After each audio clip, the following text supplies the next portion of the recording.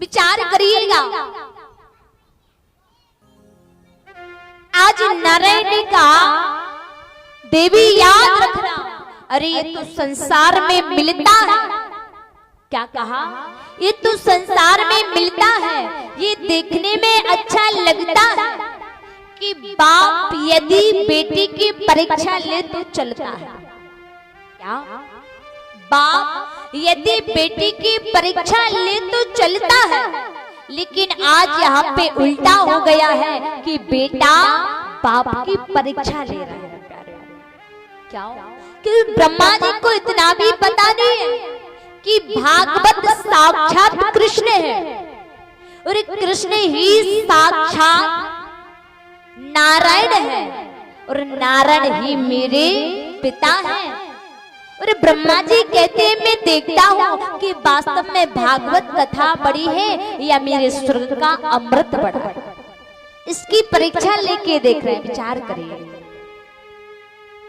जैसे मैया सती जी गई थी ना कि कछु ना परीक्षा लीने गुसाई और कीने प्रणाम तुम्हारी के नाई। ऐसी ब्रह्मा जी परीक्षा ले रहे हैं। और विचार करना, कहते हैं ना कि महाराज झूठ के कभी पैर नहीं होते हैं प्यारे, सत्य के हमेशा पैर होते हैं, असत्य के कभी पैर नहीं होते हैं। आज तराजू को जब उठाया ना, जिसपे भागवत कथा रखी थी वो पलवा ऊपर को हो गया है, और जिसपे महाराज स्वर्ग का अमृत कलश रखा हुआ था, आज वो अमृत कलश का पलवा ऊपर को और भागवत कथा का नीचे को हो गया है। ओहो, इतना देखा, आज ब्रह्मा जी के हाथ से वो पलवा छूट जाता है। ब्रह्मा जी थर-थर कांपने लगे। ब्रह्मा जी ने जवाब दिया, अरे देवताओं, भागवत कोई पोथी नहीं है, भागवत कोई किताब नहीं है, भागवत महाराज कोई पुस्तक नहीं है। तो बोले भागवत तो साक्षात कृष्ण है, भागवत तो साक्षात कृष्ण है और कृष्ण ही नारायण है और नारायण ही मेरे पिता है। विचार करिए, क्या इस कलयुग में भगवान कृष्ण भगवान भागवत कथा में व्यापक है। तो भागवत कथा की, भागवत की जो कथा है ना, वो कोई छोटी मोटी कथा नहीं है, स्वयं परमपिता परमात्मा है इसके अंदर। प्रेम से बोले सभी लोग राधे। ऐसे नहीं, जोर से, आनंद नहीं आ रहा है, क्योंकि अगर नीचे से रिस्पॉन्स होता है ना तो थोड़ा माहौल सही रहता है ना। और आप यदि कंजूसी करोगे ना तो हमारा मन ना लगे कि हमारी भी बुद्धि कमजोर है। इसलिए प्रेम से राधे। चलती है प्रसंग पे। भागवत कथा साक्षात कृष्ण है, और जब कहा अरे भागवत कथा साक्षात कृष्ण है ना, तो क्यों ना मैं इसका जन जन में प्रचार करूं। आज नारद जी भागवत कथा का जन जन में प्रचार करने लगे।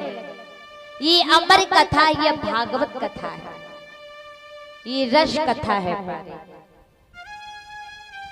अब आप कहोगे अमर कथा है, रस कथा है, तो सबसे पहले वर्णन आता है कि अमर कथा, ये भागवत कथा सबसे पहले किसने किसको सुनाई, सबसे पहले ये कथा किसके पास आई। सूत जी ने किसे सुनाई, ऋषियों को सुनाई या परीक्षित को सुनाई, या सुखदेव जी ने सुनी या सभी श्रोतागणों ने सुनी। आगे की कथा में मैं आपको बताऊंगी। वर्णन आया, कथा इतनी महान है, तो एक बार नारद जी प्रचार करते करते सब जगह गए। नारद जी हरिद्वार गए, काशी गए, बनारस गए, नारद जी को कहीं भी शांति नहीं मिली। नारद जी को कहीं भी शांति नहीं मिली। अब नारद जी ने सोचा, मैंने सुना है कोई कितना भी रोता हो, कोई कितना भी दुखी हो, कि एक बार वो श्री धाम वृंदावन में पहुंच जाए ना, तो तो उसकी आंखों में कभी आंसू नहीं आते हैं। नारद जी रोते रोते बद्रीनाथ धाम आश्रम में गए। ऋषियों ने पूछा, अरे नारद क्या हुआ, आप रो क्यों रहे हो? नारद जी ने कहा, अरे संत जी मैं क्या बताऊं, मैं सब जगह गया, पुष्करम चा प्रयागम चा काशी गोदावरी तथा सब जगह गया, मुझे कहीं शांति नहीं मिली। और जब से मैं कलयुग में आया तो मैंने और देखा है कि देख करके मेरे मन में बड़ी उदासी है। उदासी क्या है? माँ बाप का अपमान होता है, गौ माता का अपमान होता है, हमारे शास्त्रों का धर्म का अपमान होता है।